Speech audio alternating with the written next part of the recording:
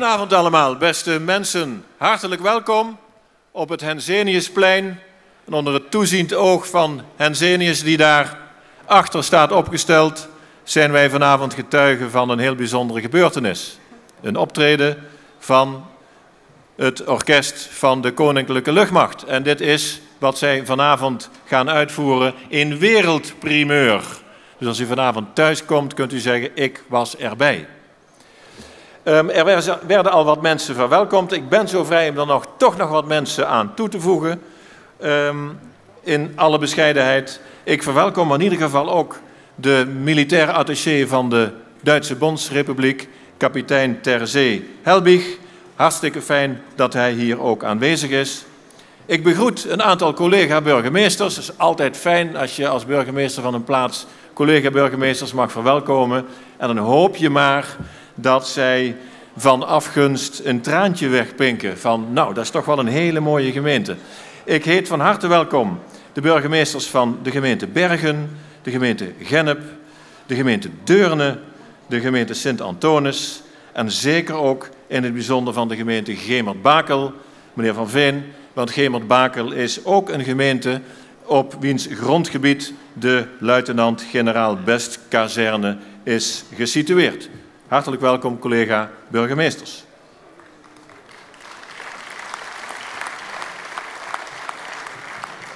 En ik wil ook toch speciaal even noemen onze fractievoorzitters, de fractievoorzitters van onze gemeenteraad. Zij zijn ook in het bijzonder uitgenodigd en ik stel het zeer op prijs dat zij hier aanwezig zijn.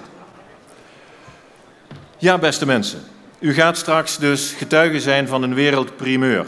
En dat is u aangeboden in samenwerking met de gemeente Venray door de dienst Grondgebonden Luchtverdedigingscommando.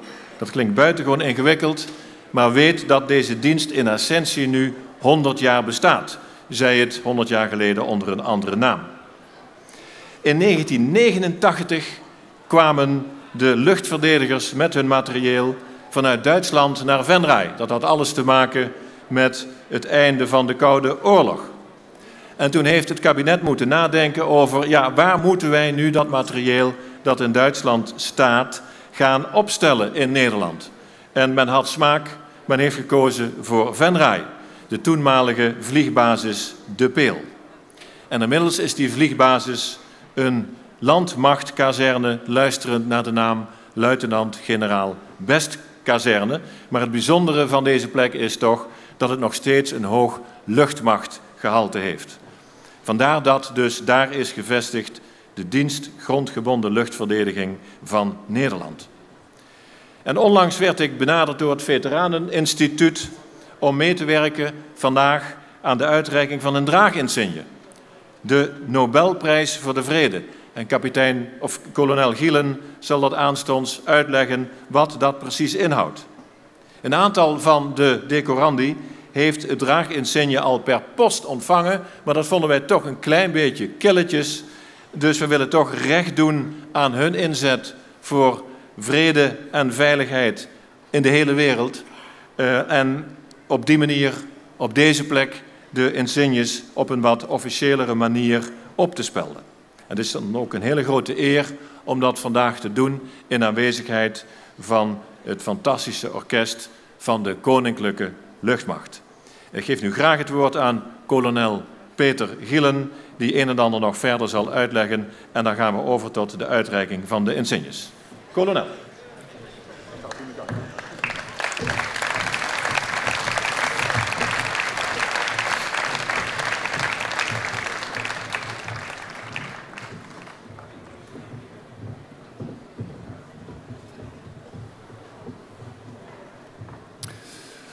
Geachte inwoners van Venray, gasten, geachte genodigden,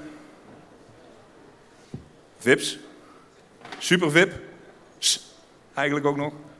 Hartelijk welkom. Bijzonder u hier allemaal in zo'n grote getal te zien. En ik ben blij dat we samen met de gemeente Venray u dit concert mogen aanbieden van een van de, zo ik als landmachter mag zeggen, uniekste kapels van de krijgsmacht. En ja, hoor ik achter me. Ik zou, zoals de burgemeester zei, wat uitleggen over het dragensigne wat we gaan uitreiken. In 1988 is aan de 13 VN-vredesmachten die in de periode van 1948 tot 1988 een vredesoperatie uitvoerden, de Nobelprijs voor de Vrede toegekend.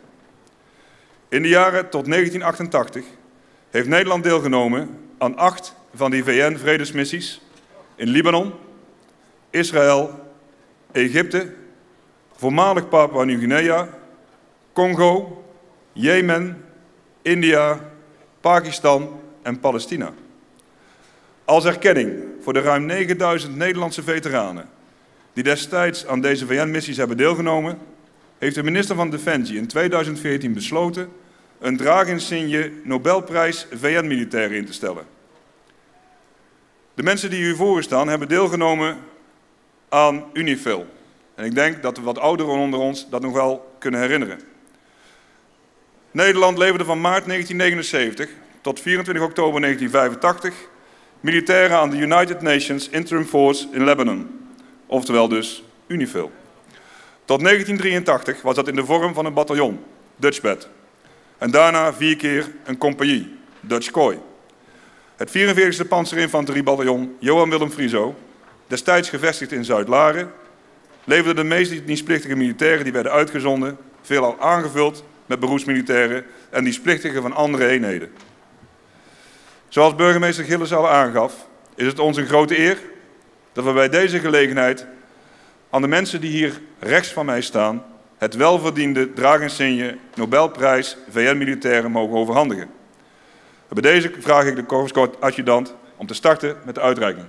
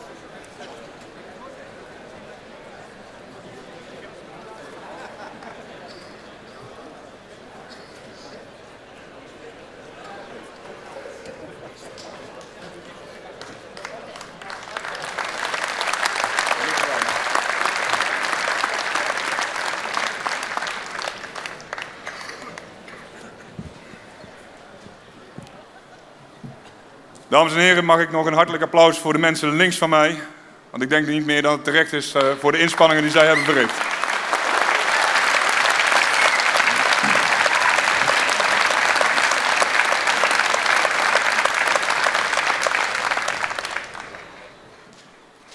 In de hele ceremonie had ik er niet op gerekend dat ik nog een stichtelijk woord tot u mocht richten. Zit u allemaal? Diegene die niet zit, ga even makkelijk staan. U heeft het daar straks gehoord. Wij bieden dit aan als Defensie Grondgebonden Luchtverdedigingscommando. Dat is een leuk woord voor galgje. Of leuke woorden eigenlijk. Eigenlijk de oude groepgeleide wapens en de oude commando luchtartillerie. Samengevoegd en dan krijg je zo'n heel lang woord. Ik heb het niet verzonnen. U zult het ermee moeten doen. Maar voor degene die dit wat zegt, we zitten nog steeds op de pil. En dat kent u wel. 100 jaar geleden, om precies te zijn eigenlijk op 1 maart 1917, in een periode waarin de wereld rondom Nederland in brand stond, de Eerste Wereldoorlog, werd in Nederland vanwege het feit dat de oorlogvoerende partijen gebruik maakten van vliegtuigen een luchtverdediging opgericht. Als u bij ons ooit eens een keer op de basis wil komen, dat kan. Op woensdag, ik ga even reclame maken. Op woensdag en donderdag is de historische collectie altijd open. U kunt dat bellen. Ik weet het nummer uit mijn hoofd niet. Maar daar kunt u wel achter komen en dan kunt u de hele geschiedenis van de luchtverdediging zien. En dan zult u zien dat het eerste kanon wat wij gebruikten gewoon een stuk artillerie was wat ingegraven werd in de grond. En daar deden we het mee. Ik kom straks wel op waar we nu staan. En als we dan 23 jaar verder gaan, dan zitten we in de meidagen van 1940. En ik denk dat die ons allemaal wel helder voor de geest staan. Per slot van rekening herdenken wij niet voor niets op 4 mei de gevallenen van 1940, 45 en al diegenen die daarna van de koopvaardij, militairen, verzetslui, die daarin zijn gesneuveld, maar ook in de missies daarna. En op 5 mei vieren we dan dat we zijn bevrijd en dat we vrij mogen zijn. En in die meidagen van 1940 heeft de luchtverdediging met name rondom Den Haag, de residentie, een slag uitgevoerd die de Duitsers nogal een gevoelige tik heeft gegeven. En de getallen verschillen. Maar er wordt gesproken over tussen de 200 en 300 vliegtuigen die daar toen zijn vernietigd, in de lucht, dan wel op de grond, als mede door de gevechten die de luchtverdediging heeft gevoerd. En we mogen dankbaar zijn dat er toen mensen waren die dat oppakten.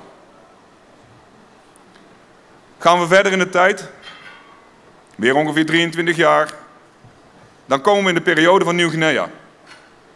En in die tijd, ik sla even Indië over, want dat deden we als luchtartillerie eigenlijk heel erg weinig.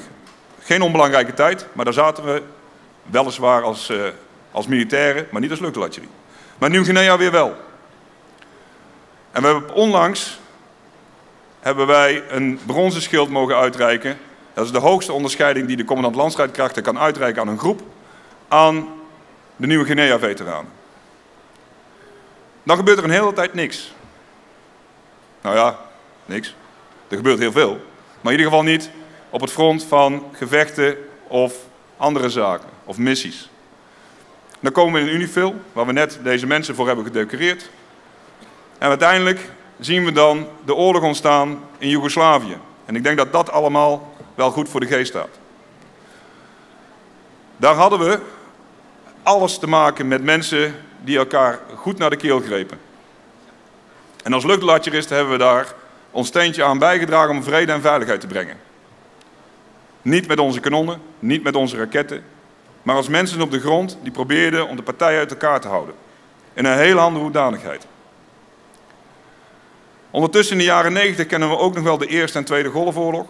En daar hebben onze collega's van de groep geleide wapens opgetreden in Israël en Turkije.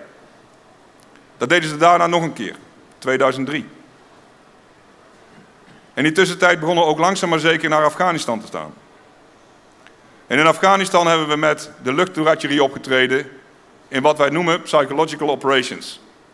Psychologische operaties. Het winnen van de harten en de gedachten van mensen. Op een wijze door ze beter kennis te laten maken met wat het is om in vrede te kunnen leven. Want we moeten niet vergeten dat in Afghanistan sinds 1980 een oorlog woedde. En daarna zijn we naar Turkije gegaan. Ondertussen waren we samengevoegd als groep geleide wapens en commando luchtartillerie tot het Defensie Grondgebonden Luchtverdedigingscommando. En in Turkije hebben we 2 jaar gestaan. En hebben we Turkije beschermd, plaatsen beschermd, samen met Amerikaanse en Duitse collega's, tegen mogelijk ballistische raketten uit Syrië. En misschien hoor ik u nu denken, ja maar ja, die hadden we toch opgeruimd. U wil niet weten hoe snel anderen weer raketten erbij kunnen maken. Dus we kunnen denken dat we de wereld veilig hebben. We kunnen denken dat we de wereld veilig kunnen maken. En we kunnen heel veel, maar we kunnen dat niet zonder u. Uw steun is keihard nodig. Hier in Nederland, maar ook voor de mensen die voor ons in andere naties bezig zijn om trachten daar vrede te brengen. En ik denk, zoals de mensen die hier links van mij staan, u zeker kunnen vertellen, dat is een hell of a job. Want ver van huis, zonder je vrienden, zonder je familie, maandenlang proberen de dingen goed te doen voor mensen die goede dingen verwachten en die goede dingen mogen verwachten, voor mensen die in oorlogsgebieden zitten. Dat is iets wat we onszelf nu hier in Nederland, in de situatie waarin wij zelf leven, nauwelijks meer kunnen voorstellen. Wij hebben het hier ongelooflijk goed. En we zouden geen Nederlanders zijn als we af en toe niet zouden klagen. Maar we mogen ook goed beseffen dat we al meer dan 70 jaar in vrede leven hier in Europa. En dat dat te danken is aan de wijze waarop wij met elkaar omgaan. En eigenlijk van mij uit een oproep waardoor wij als militairen, als mensen die hier links naast mij staan, misschien niet meer nodig zouden zijn om eens een keer wat meer links en rechts van elkaar te kijken. Je buurman en buurvrouw in de ogen kijken, die vreemde is in de ogen te kijken en te bedenken dat het een mens is zoals wij.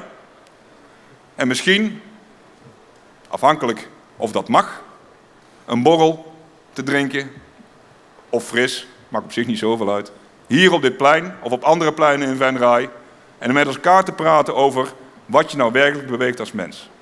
Dat wens ik ook echt ons allen toe, want dat zou ons werk bijzonder makkelijk maken en misschien zelfs overbodig. En dat scheelt belastinggeld. Want als u het niet goed doet, als de mensen in de wereld niet goed doen, dan mogen wij opdraven, het kost u belastinggeld. Wij doen het graag voor u, maar wel graag samen met u.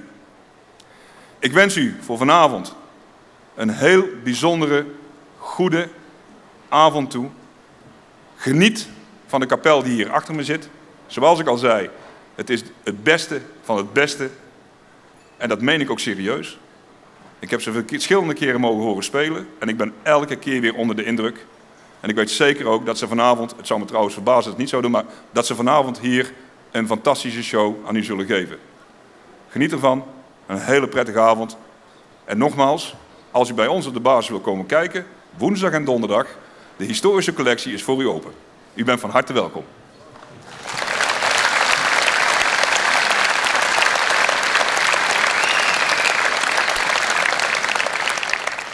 Co-adjudant, wilt u alstublieft het Wilhelmus laten spelen?